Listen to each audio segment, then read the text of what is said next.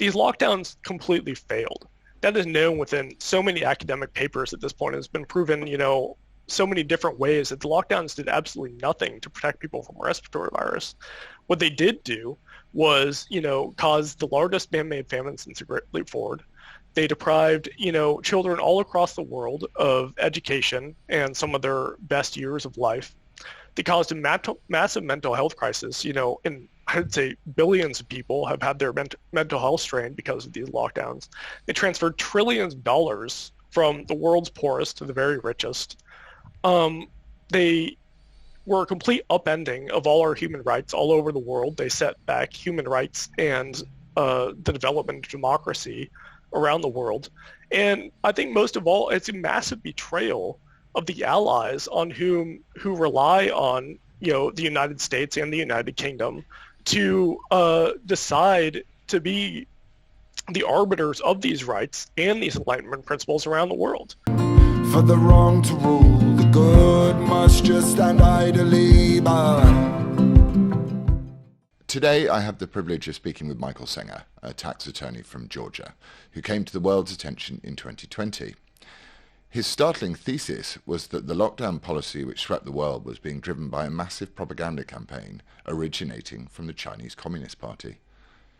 He developed his ideas into an astonishingly frank book called Snake Oil: How Xi Jinping Shut Down the World. Michael refers to lockdowns as the greatest geopolitical catastrophe since the Second World War and the largest man-made famine since Chairman Mao's Great Leap Forward. He concludes it was all for nothing, adding lockdowns were never about science, but instead were the greatest crime of the 21st century to date. I'm delighted to have Michael join me on Reclaim the Media now. Hi Michael, thanks so much for joining me. Thank you, Laurence. Pleasure to be here. Can you just start by outlining of your thesis, how China caused the world to lock down? Yeah, so going back all the way back to early 2020, you had this series of bizarre events.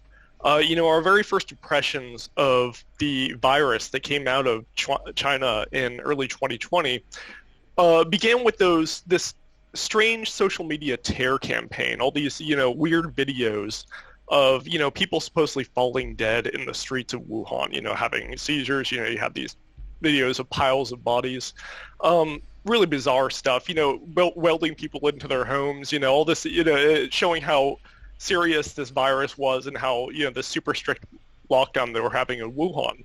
So that, was really effective in shaping, the world's entire first impression of this virus. Of course, now we know, fast forward a couple months, we realize that every single one of those videos was fake. The world's very first impression of, what we got, what was coming out of Wuhan was fake. And it turns out that, really everything that shaped our first impression of that virus was manipulated and faked in that exact same way. The next story we get is the story of this, hero whistleblower, Li Wenliang, which gets rubber stamped all over global media outlets. The New York Times, BBC carries the story about how this heroic whistleblower blew the whistle on the super virus, and he's holding up his identification card. It turns out that story was really just rubber stamp from Chinese state media. It was invented and fabricated by one of their top media outlets about this whistleblower blowing the whistle on the super virus. And then, of course, we were getting this data coming out of China that was extraordinarily hysterical, that, we heard about 4% death rates, and, that kind of confirmed what we were seeing with those videos of people falling dead in the streets. Of course, that turned out to be complete nonsense as well. We now know that the virus never had an infection fatality rate that was much higher than 0.2%, which really is not that much higher than the flu. So that sort of that comprised this multilateral sort of terror campaign that really shaped the world's first impression of this virus that was coming out of Wuhan. Now, next, you get this policy of lockdown. And it turns out that policy of lockdown was completely unprecedented in the entire Western world. It had never been done before since, the Middle Ages at the very latest. Not only was it not precedented within the Western world, it wasn't even part of any Western country's pandemic plan. You know, every advanced country, the UK, the United States, European countries, Australia, they all have their own national pandemic plans. And this idea of lockdown, of actually stopping the economy to supposedly stop a virus, was not part of any country's pandemic plan. In fact, where they do discuss it, they say, you know, absolutely, this is something you should absolutely not do. Public health focuses on, you know, making sure that people don't do something that dramatic and hysterical.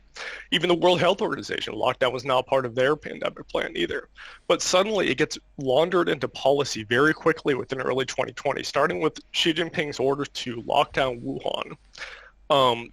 The World Health Organization then rubber stamps that. You know, the Chinese Communist Party tells them that, you know, this reversed the cases and it's getting rid of this virus. And based on nothing but the Chinese Communist Party saying that this reversed our cases, you get the World Health Organization, the Director General, Bruce Aylward, he goes on there on live TV and his press conference, tells the entire world, you know, you have to do this. Regardless of, you know, any country's particular demographics, you know, even how many cases they have, he tells the entire world, you have to do this. Copy China's response to COVID-19. And that's exactly what happens. So starting in Italy, you know, you have this domino effect where one country after another goes into lockdown. And it turns out that if you look at that, you know, every single one of these policies, from the lockdowns to the mask mandates to the mass testing, mass PCR testing, vaccine passes, you find China's paw prints on every single one of these policies, including the, you know, the ventilator guidance that was so deadly in the beginning. It's just an absolutely damning picture. And the result of my research and reporting on that over 2 years became my book, Snake Oil, How Xi Jinping Shut Down the World. That's really some of the results of my research into that subject. And that sort of begs the next question, incompetence or planning? I think, you know, there's no question that an enormous portion of this is groupthink and, you know, mimesis on the part of leaders all over the world copying each other. That said, I mean, it's absolutely undeniable, you know, the research that, you know, I've compiled in my book and elsewhere. I mean, there is absolutely a certain level of planning that went into this, a certain level of deliberation in at least exporting this totalitarian policy as a way to export China's totalitarian system to the rest of the world. You know, they were doing that very explicitly through their own media outlets. We have, you know, bot campaigns that were reported on by the New York Times, which they were imploring leaders all over the world, you know, saying, you have just hundreds of thousands of bots saying in essentially the exact same terms at the exact same time, oh, you know, we're sitting here just washing our hands. This back in March 2020. Oh, we're sitting here washing our hands and look what China's doing. They're sharing this video of, you know, China and their supposed super lockdown. You know, I wish we could have a lockdown like that and have real leadership that would, you know, lock us down. And why did the West follow suit without, you know, I've heard you refer to it as defending Enlightenment values, you know, free speech, the right to go out and have a job, all of the things that sort of our societies, Western liberal secular democracies, hinge on. Why did the West suddenly buy into it? It was a multilateral influence operation. The primary reason being the tear that was sown so quickly in early 2020, starting with those videos and then proceeding with, you know, the terrible data that was coming out, you know, how quickly things were moving. And we saw, you know, suddenly it was spreading to Italy. It was just this real shock, I think, in the global psyche that, you know, triggered people to buy into this policy. But at the same time, you know, I think the Chinese Communist Party was using their influence at all different levels. So you have that social media influence that's at the very, you know, personal level right there on your own home screen. But then you have the influence that they built up over decades within elite institutions all over the world, within universities, think tanks, media outlets, and global institutions like the World Health Organization especially. They all sort of rubber stamp this policy and give this cosmopolitan veneer to this lie that, you know, China really did control the virus with this lockdown. And then next you have a influence operation that's targeted directly at Italy.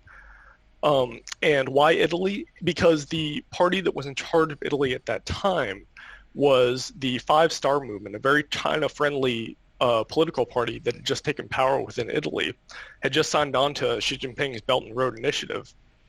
And they had just signed a treaty in conjunction with that signing of the Belt and Road Initiative that tied them to sharing policies and information collaboration within the public health sphere. And suddenly, Italy starts adopting this lockdown policy from China. And I think that was a huge influence on leaders all over the world, because suddenly you have this country that, I still remember at that time just doing this double take, like Italy, they're like us, they're part of the free world. And they're adopting this, extraordinarily draconian totalitarian policy from China, and nobody had any idea why they were doing it at that time. But it gave this, veneer of legitimacy to this policy for world leaders all over to start adopting it. Now, the World Health Organization did very explicitly recommend that policy, but they can't force leaders to do anything. So what effect does that endorsement by the World Health Organization have? Essentially, it's like a front organization. It's like, if the mayor of Bergamo or the mayor of London just suddenly said, I'm just going to suspend everybody's rights, and, maybe I'll follow the rules, maybe I won't. But, because the dictator of China did it, and the dictator of China told me it was a good idea, everybody would be up in arms. No, obviously you cannot do that. That is completely illegitimate. That is, borderline treasonous.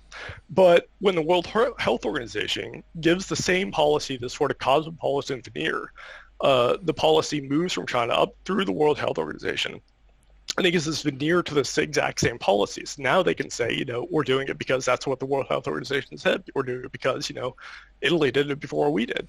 It gives this cosmopolitan veneer to these policies that are completely ineffective and totalitarian and brutal and, frankly, just plain dumb. And Xi Jinping, so you've got... the first time China comes into most people in my generation's consciousness is Tiananmen Square. So we have a sense of how brutal the Chinese regime are with dealing with any form of dissent. But right. Now we've got Xi Jinping. What do you think his... was it Deng Xiaoping? Is that the name of the guy who was in charge during Tiananmen Square? What was the name of the leader there? No, it was Deng. Yep. Right. So what is the development in philosophy from Deng Xiaoping to Xi Jinping? What is Xi Jinping's personal philosophy, if you were to describe it in? Yeah, so that's an important story. So the Chinese Communist Party began with the long tyrannical reign of Chairman Mao. Now, Mao Zedong was, one of the most ruthless, brutal tyrants in all recorded history. I mean, his crimes are just, he's one of these dictators who has, all these named,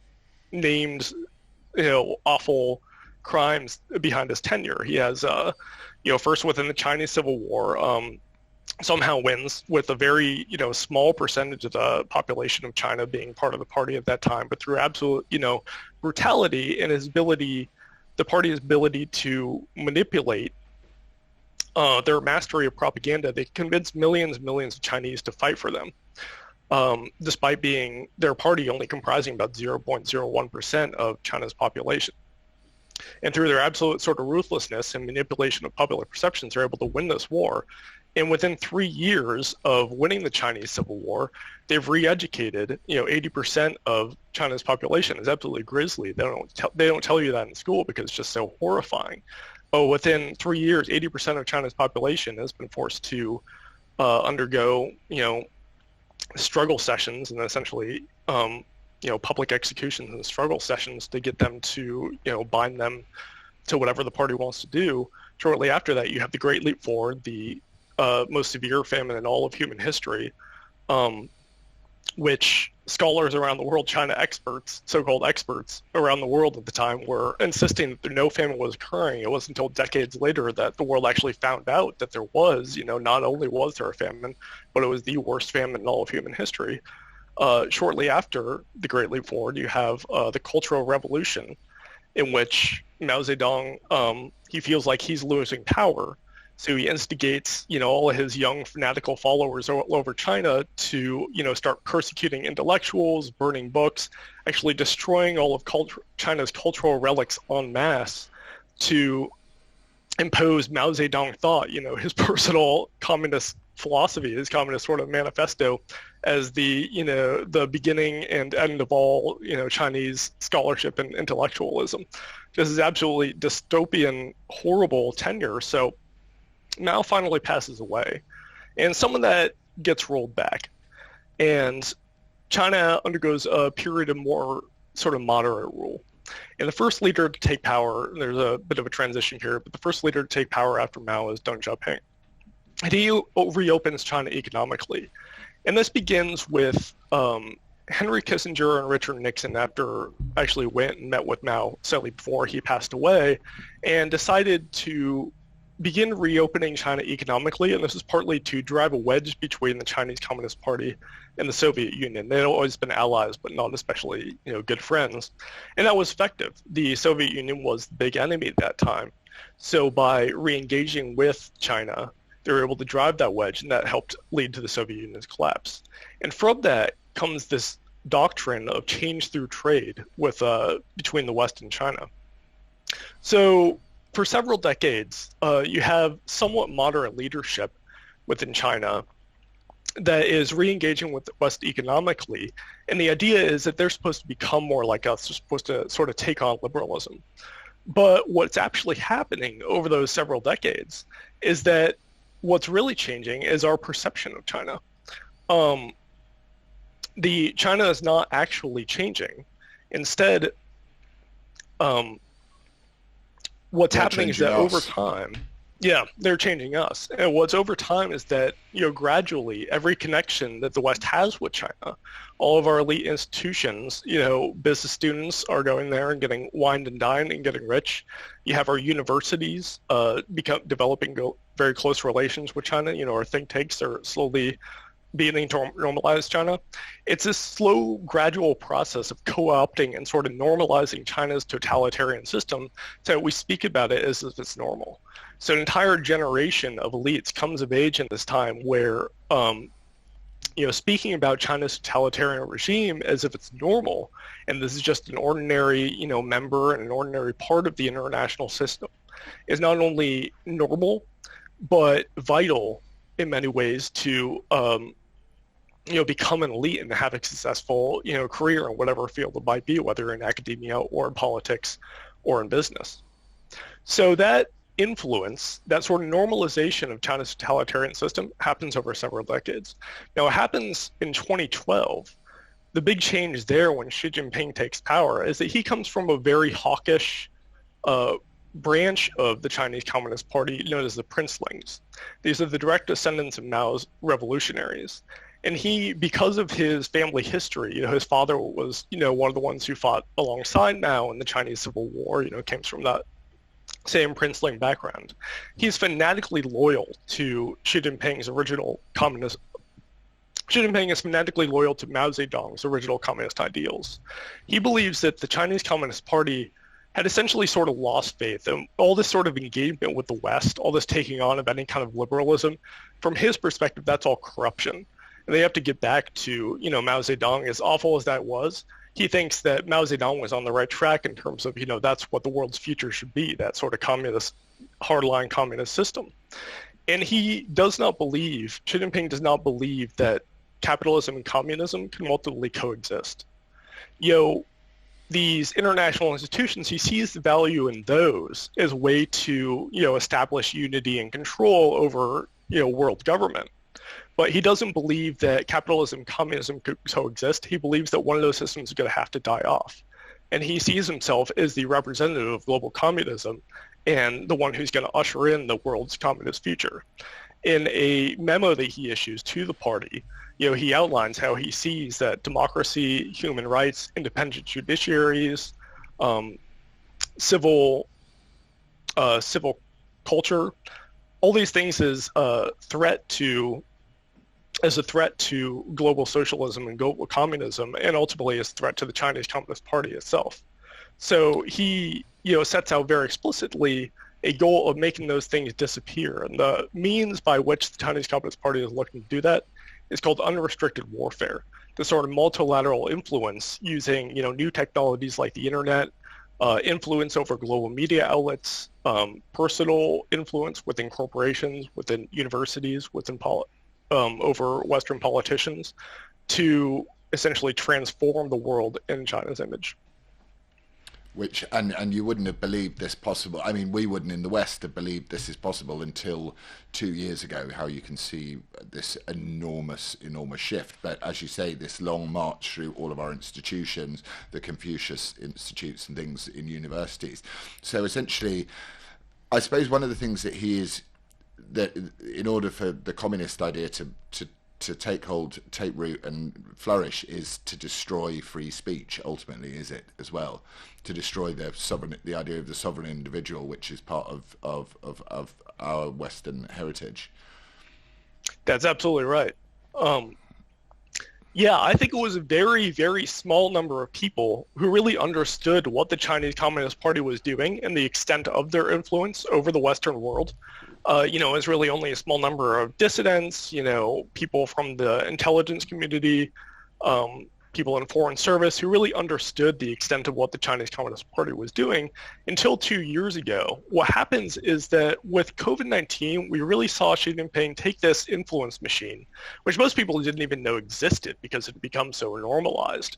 But he takes that and he pushes it into the highest gear it can possibly go. And that's really what we saw with this sort of COVID-19 operation, is that it's a very, very efficient way to do what Xi Jinping had set out to do already, and that's sort of export China's totalitarian system. And so you see every single one of these policies, lockdowns, every single one of these policies is sort of targeted at a given, human right and given principle of the Enlightenment. You have lockdowns, that's very targeted at, free movement, freedom of association, the right to employment, mask and vaccine mandates, obviously those undermine the principle of bodily autonomy. These are all principles and human rights that, our forebears fought, centuries to obtain. These are not small things, but, it seems so innocuous. It's all, to save lives, just this one little exception, this little exceptional emergency that we're just going to undermine these rights. And of course, worst of all, this war on misinformation, which has been a theme from the very beginning. You question any of these policies, and you're spreading misinformation, and that obviously is the right to free speech. And so you see how it's kind of wolf in sheep's clothing, the sort of Trojan horse of COVID-19, using this little virus, which is actually ubiquitous. It's just, because of this exceptional situation, this emergency, we can't have these rights anymore. And that's essentially the narrative that we've been fed this entire time, is that, the reason China was able to get rid of this virus is because they don't have these rights. They were able to weld people in. Who knew that, after all these centuries, the secret to getting rid of a ubiquitous respiratory virus is welding people in. But that's what we were told, is that because they had this super lockdown in Wuhan, in this one city, that super lockdown was so effective that got rid of the virus from all of China. Nowhere outside of China, the narrative made absolutely no sense. But that's essentially the basis for all these policies. And we've been implored in no uncertain terms to be more like China throughout COVID-19. And you just get rid of one more of these rights, one more principle of the Enlightenment, and then you can be like China and get rid of this virus once and for all. Do you think there's an element which it always strikes me about this, obviously the Chinese Communist Party's suppression of all religion, that one of the sort of weaknesses of communist ideology and leftism and wokeism, which, I suppose is the Western manifestation of what this is that because they don't, it almost is a religion, I suppose. Wokeism, leftism, communism. It bears all the hallmarks of a religion, but it has no deity. So therefore, it creates within the population a huge fear of death, that one needs to conquer death as well, which is why that was such a powerful emotional and philosophical tool to use on our Western populations. As we lost religion, that we were susceptible to. We are becoming, regardless of whether we like it or not, susceptible to communism, socialism. I think that's a very good point. I think there's no question historically, what made communism so totalitarian and, horrifying was the absence of any kind of religion. They're trying to impose the state as religion. And of course, it's the same way with Nazism as well. That's one of the, central tenets of totalitarianism is to, impose the state itself.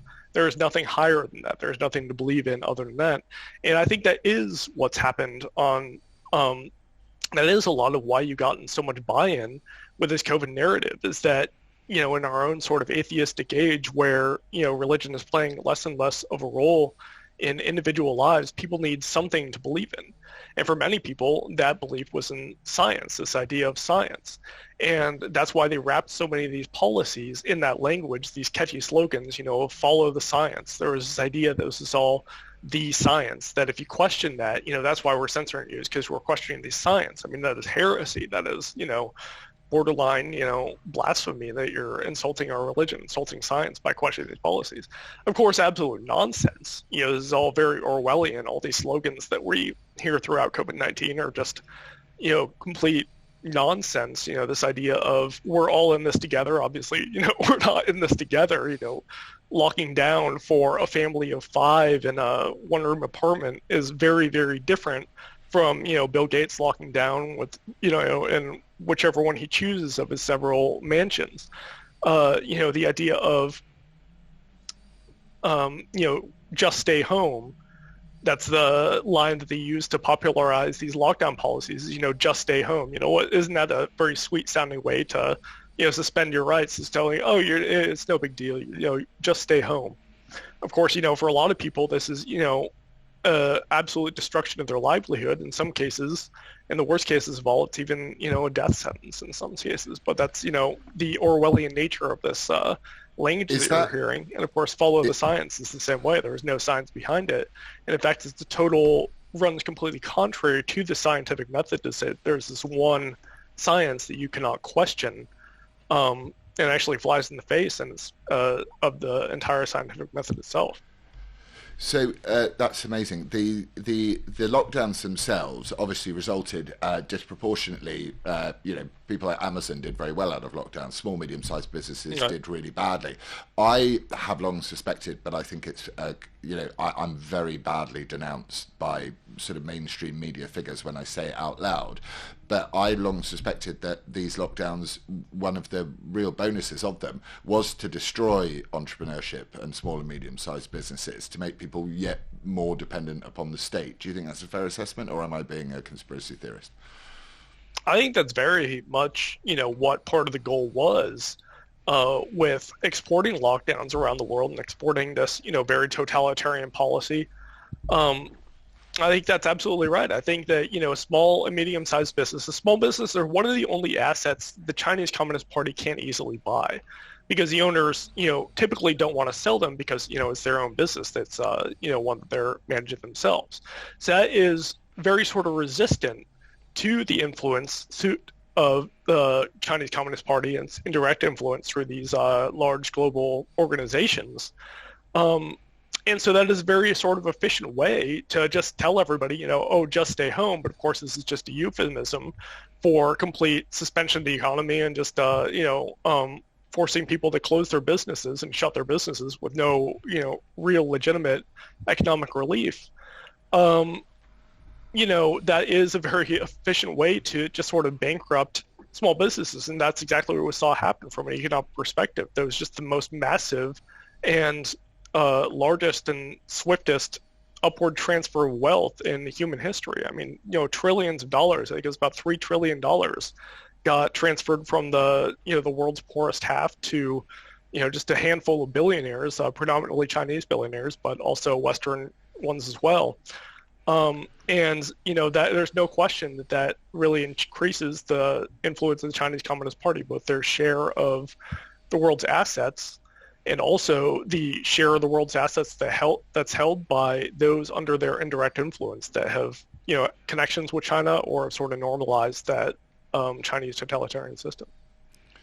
And for me as a father, the the most brutal, well, other than the fact that I lost my mother during this period, and we had to have this ridiculous fear porn funeral, which was just dreadful. But as a father, I've seen my children really suffer through that 2-year period. What are your thoughts on children? What do you think their future holds for them? Do you think they've become susceptible to? Do you think family? What am I trying to say?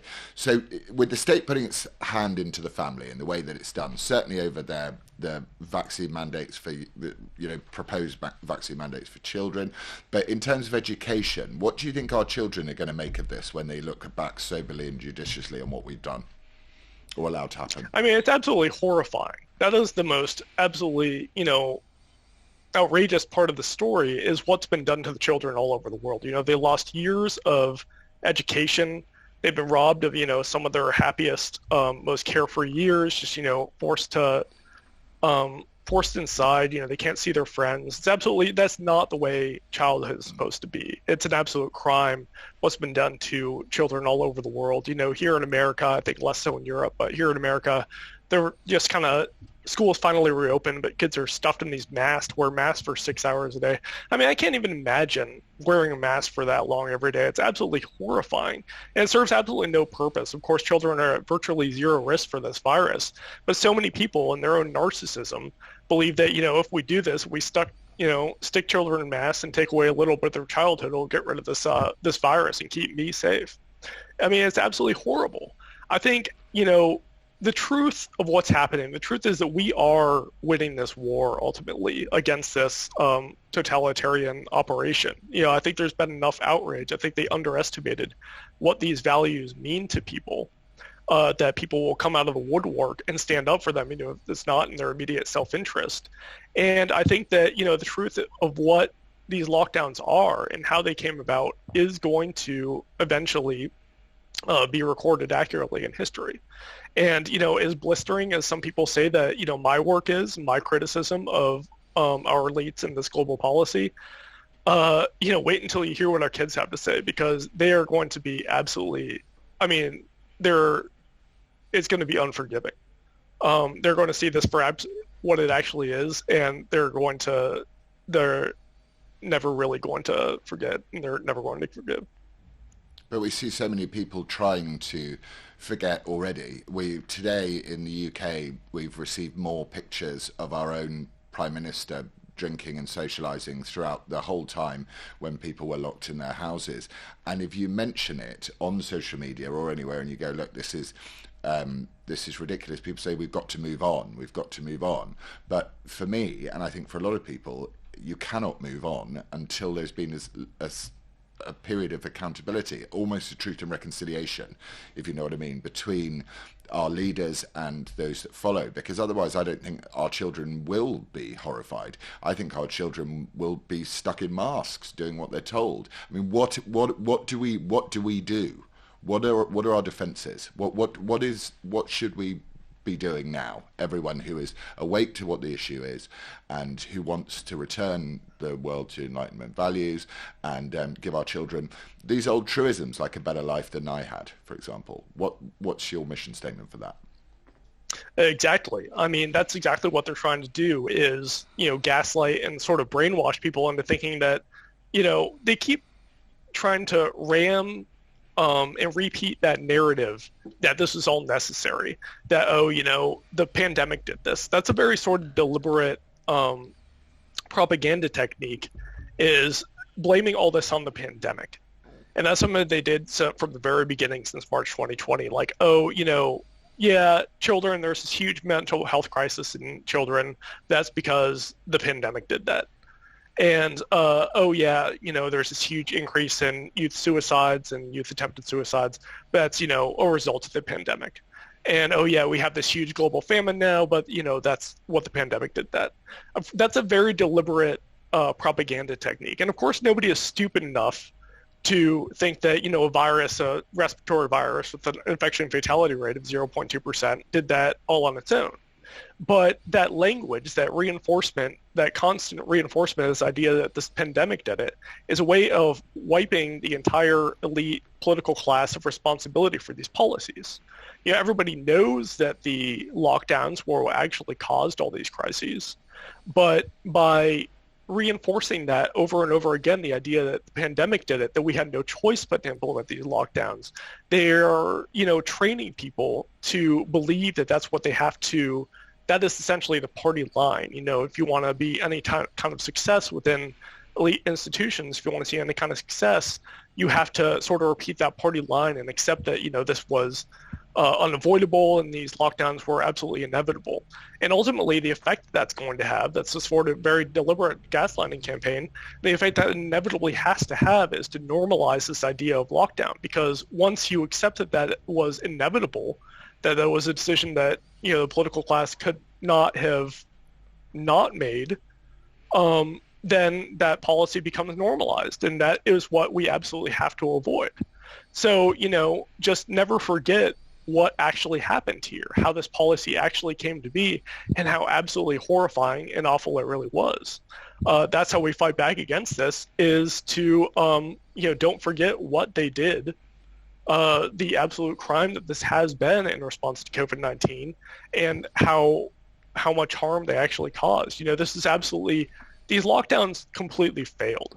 That is known within so many academic papers at this point. It's been proven, so many different ways that the lockdowns did absolutely nothing to protect people from respiratory virus. What they did do was, cause the largest man-made famine since the Great Leap Forward. They deprived, children all across the world of education and some of their best years of life. They caused a massive mental health crisis, and I'd say billions of people have had their mental health strained because of these lockdowns. They transferred trillions of dollars from the world's poorest to the very richest. They were a complete upending of all our human rights all over the world. They set back human rights and the development of democracy around the world. And I think most of all, it's a massive betrayal of the allies who rely on, the United States and the United Kingdom to decide to be the arbiters of these rights and these Enlightenment principles around the world. They depend on us to tell them, what is effective, what is appropriate science, and what, those rights and principles mean, and how best to develop them. And that's just a complete betrayal of, the allies who depend on us to say that this totalitarian policy, which was just rubber stamped from China, was appropriate for the world. And millions and millions of people suffered from that. And I think it is an absolutely horrifying crime of the kind that I never thought I would see in my lifetime. And it's not something that we should ever forget. Don't let the media gaslight you into thinking about the next thing. Oh, war in Ukraine, or the next, catch that fly over there. It's No, don't forget about what just happened. It's absolutely criminal. And, the people who planned it and instigated it need to be held accountable. Absolutely. I think also what you're saying is, why should we defend you if you won't defend yourselves? Now, I was reading your amazing Substack, which is called The New Normal, so I recommend people watch that. And you're discussing the absolutely brilliant odds that people are getting on our new best friend, monkeypox. Talk me through monkeypox. And Thank you, are we all Laurence. going to die from it? Yeah, so, just in the last week or so, we have this media blitz where suddenly, elite media outlets all over the world, same stuff we saw with COVID. We're seeing the New York Times, BBC, all the usual suspects getting out on the big monkeypox narrative. The U.S. government is already hot on the scene with this order of millions and millions of vaccine doses for monkeypox. And, the Twitter epidemiology world is all up in arms about monkeypox, and this is supposedly the first global monkeypox outbreak that's ever happened. It's the first global monkeypox outbreak in recorded history. As it turns out, if you go back a year ago and look at this obscure biosecurity simulation that was done by epidemiologists and by biosecurity personnel a year ago, they actually planned in their simulation to of a global monkeypox outbreak in mid-May, this exact week of 2022. What are the chances? So, right, what are the chances of that? Yeah. It's absolutely insane. But that is what's in their actual simulation. And some of these, and some of the Twitter epidemiologists, some of the epidemiologists who you see on Twitter who are, raising this big scare about, suddenly there's global monkeypox, are some of the ones who actually participated and were analysts in that simulation, who actually, were advisors on that simulation of a monkeypox outbreak occurring in mid-May of 2022. Now imagine for a second that you are, an honest epidemiologist, and you're, one of the ones who participates in these simulations and such. So you go and you do a simulation of a monkeypox outbreak occurring in May 2022. It's never happened before. Monkeypox has been around for 60 years, never been a global outbreak, but that's, it's hypothetical. It's just simulation. Now, fast forward a year, and suddenly there is a global monkeypox outbreak in mid-May of 2022. What would your reaction be? I mean, I think I would be absolutely horrified. Like, whoa, we simulated a global monkeypox outbreak, and here's this, global monkeypox outbreak in the exact week that we predicted. Time out, we got to report this to the proper authority. This is absolutely insane. Somebody hijacked our simulation. I would be absolutely horrified. They should be shouting from the rooftops that this is like the worst thing I've ever seen. What is their reaction? The exact opposite of that. No mention of the fact that they participated in the simulation. Just acting like everything's normal, saying there's a big monkeypox outbreak. No mention of the simulation at all. It's playing it off like it's no big deal. I mean, that's a little suspicious to me. Not only that, but, 2 years ago, we had this exact same thing happen with COVID-19. That just months before COVID-19 broke out, we had Event 201, which is a big biosecurity simulation of a coronavirus pandemic. The entire thing played out exactly like COVID-19. They did mass testing and, for this big coronavirus pandemic. And then a couple months later, that entire scenario, what they had just simulated, played out in real life. Now, I think it was plausible before what just happened with monkeypox to say, okay, well, it's plausible that was just random chance. That was, maybe somebody hijacked that simulation, but the other participants didn't know about it. But I think Event 201 has taken on new significance now that we know that this happened not just once, but twice, that these simulations very quickly became reality shortly after. That it's almost like that. It feels to me that it's almost like we're having it rubbed in our face.